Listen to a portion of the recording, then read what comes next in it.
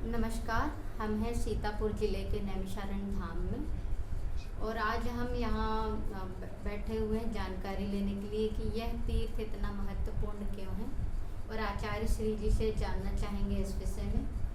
आचार्य श्री, आपका शुभ नाम जानना चाहूँगी और पूर्ण परिचय भी दें कृपया।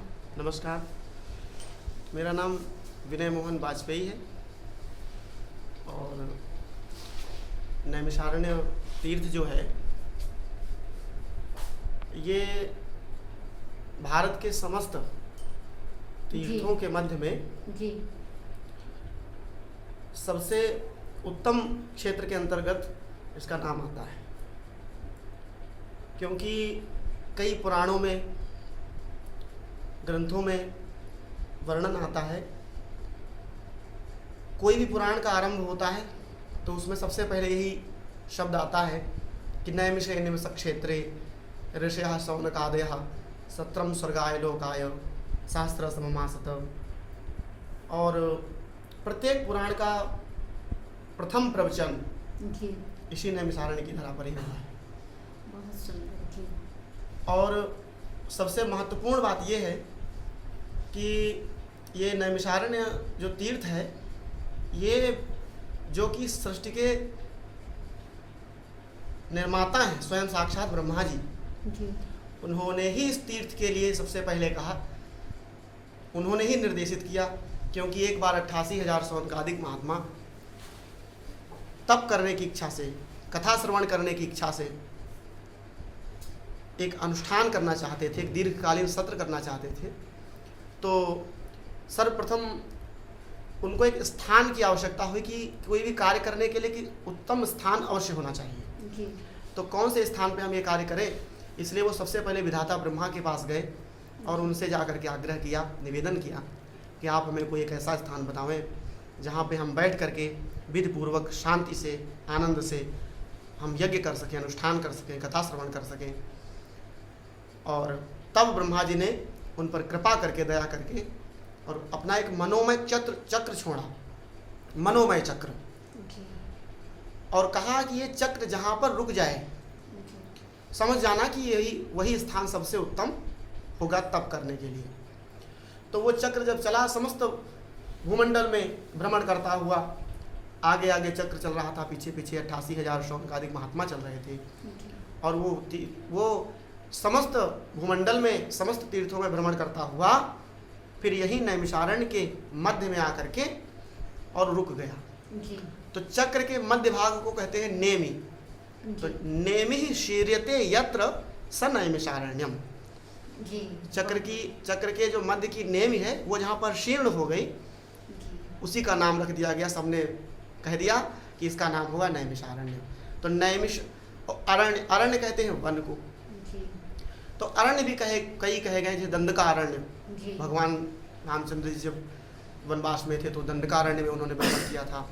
इसी प्रकार से ये जो है ये नैमिषारण्य है।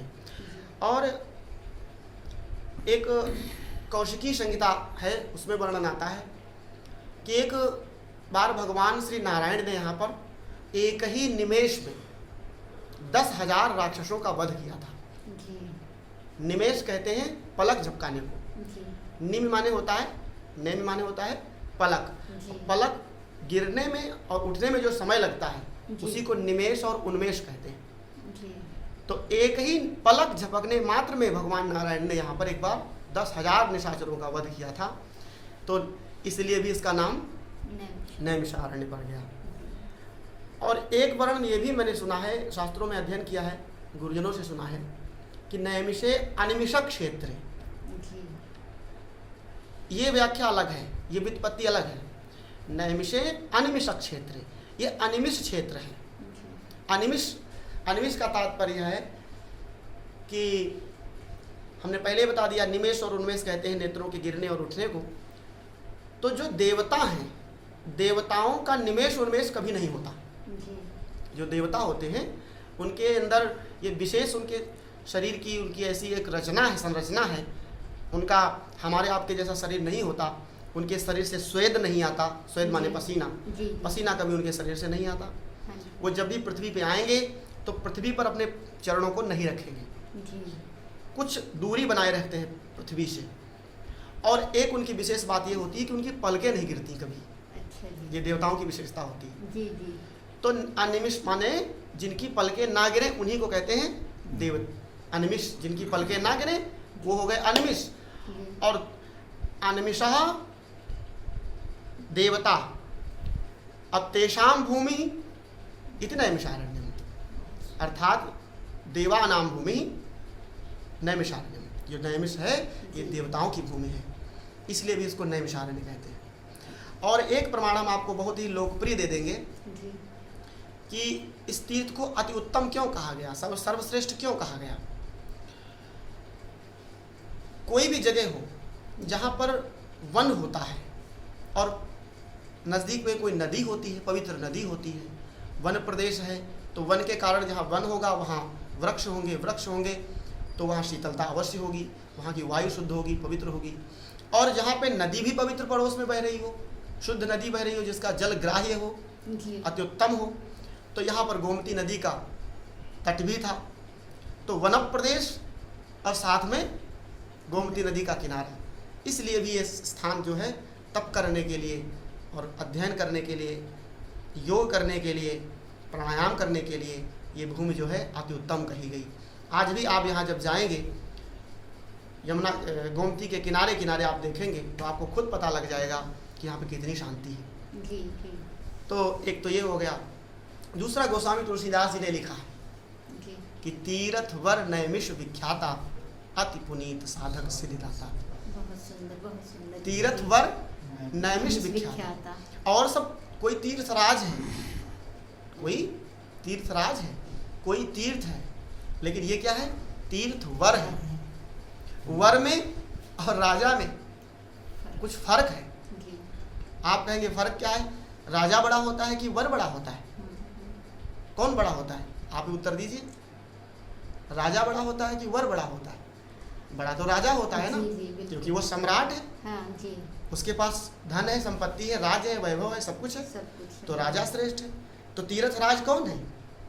तीर्थराज तो प्रयाग है, प्रयाग है। हाँ तो वो बड़े हुए, जी।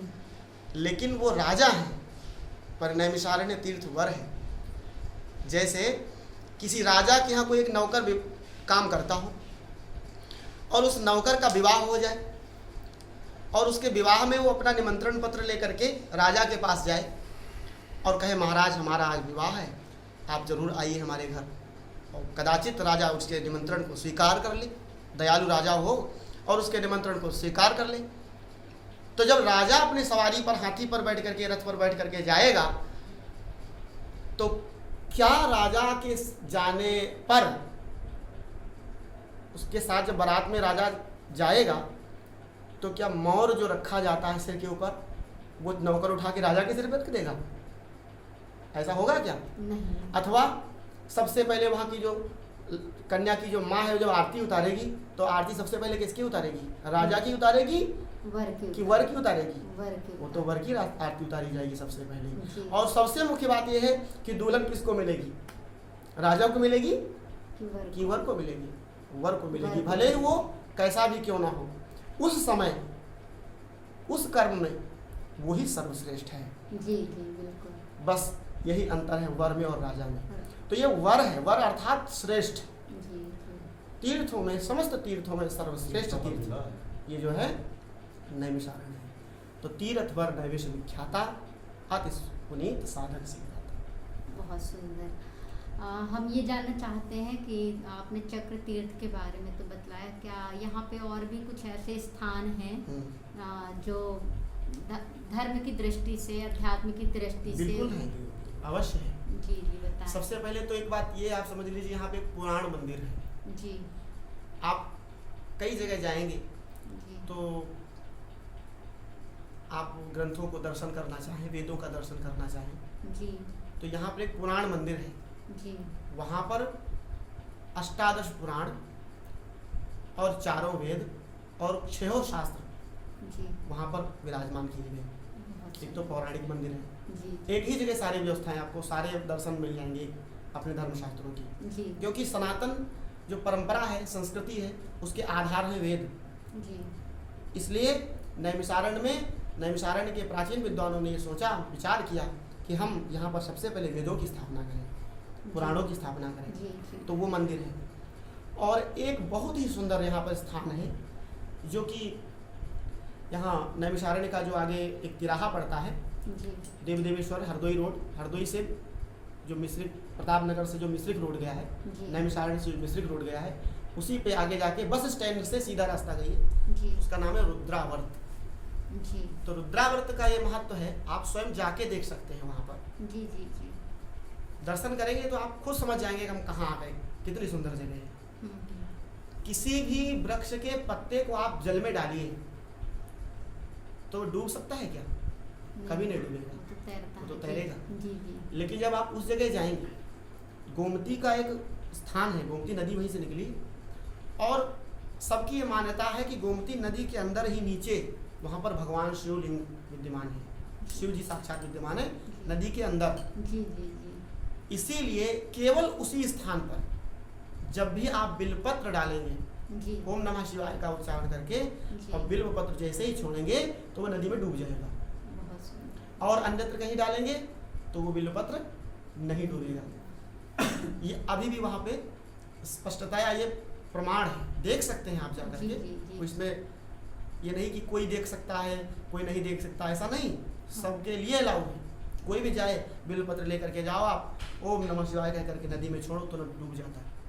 तो ये महत्व अन्यत्र कहीं देखने में नहीं मिलेगा। और एक बहुत ही सबसे जो महत्वपूर्ण बात है यहाँ की, तो यहाँ पर माँ ललिता का बहुत ही सुंदर मंदिर विराजमान है। साक्षात भगवती पराम्बा जगत जननी भगवती दुर्गा का जो मंदिर है, ललिता माता का, वो यहाँ पर विराजमान है। जो कि आपने कथा सुनी होगी, उस कथा में हम नहीं जाना चाहते विस्तार से।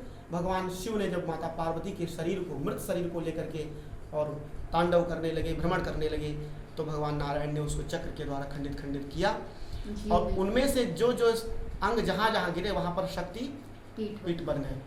तो कहते हैं यहाँ पर ललिता देवी में ललाट जो है, माँ ललिता का ललाट जो है यहाँ पर गिरा था। कुछ लोग कहते हैं ना भी गिरी थी। तो कोई भी अंग गिरा हो, फिलहाल यहाँ पर भगवती का एक अंग स्थापित हुआ। विद्वानों का अलग अलग मत है, इस वजह से ये शक्ति पीठ भी है। और प्रत्येक अमावस्या को यहाँ पर करोड़ों की संख्या में भक्त आते हैं। अब इस समय वैश्विक महामारी चल रही है, तो हमारी ये सनातन परंपरा रही है। हिंदू धर्म ही ऐसा है कि जिसमें समरसता है, वसुधैव कुटुंबकम की दृष्टि रहती है, किसी को कष्ट ना हो। इसलिए सारे मंदिर सब बंद थे। अब धीरे धीरे धीरे धीरे जैसे जैसे सरकारी आदेश आ रहे हैं, वे मंदिर खुलेंगे अपने नियमों के अनुसार, और इस तरह से यहाँ पे सब धर्म कर्म चलते हैं। और मैं भी, वैसे तो मैं अध्यापन भी करता हूँ यहीं पे। अच्छा जी। श्री आत्मानंद संस्कृत शिक्षण संस्थान, जो कि हरदोई रोड पर ही है नैमिषारण्य में, वहाँ पर मैं व्याकरण का अध्ययन कराता हूँ, संस्कृत व्याकरण। जी, बहुत सुंदर। और संस्कृत व्याकरण से ही मैंने व्याकरणाचार्य की जो है डिग्री प्राप्त की है, इसी वर्ष आचार्य किया है। और इस समय वर्तमान में यहाँ इसी समय यहाँ बैठे हैं जी, ये मंदिर है श्री बांके बिहारी मंदिर। यहाँ के जो अध्यक्ष हैं श्री दिनेश जी शाहवादी, उनके सानिध्य में यहाँ पर 1 महीने 9 दिन का एक कार्यक्रम चल रहा है। बहुत बढ़िया। जी जी, अधिमास के उस पर, हाँ, अधिक मास के उत्सव पर। तो पहले विष्णु पुराण, उसके बाद में श्रीमद् भागवत, उसके बाद में शिव पुराण, फिर पद्म पुराण, और फिर नवरात्र में देवी भागवत की कथा मेरे द्वारा यहाँ पर सुनाई जा रही है। बहुत बढ़िया। 9 बजे से 12 बजे। जी, तो ये चल रहा है। और भी आप जो कुछ पूछना चाहें? जी, बहुत बहुत धन्यवाद। जय श्रीमन्नारायण। जय श्रीमन्नारायण। जय श्रीमन्नारायण।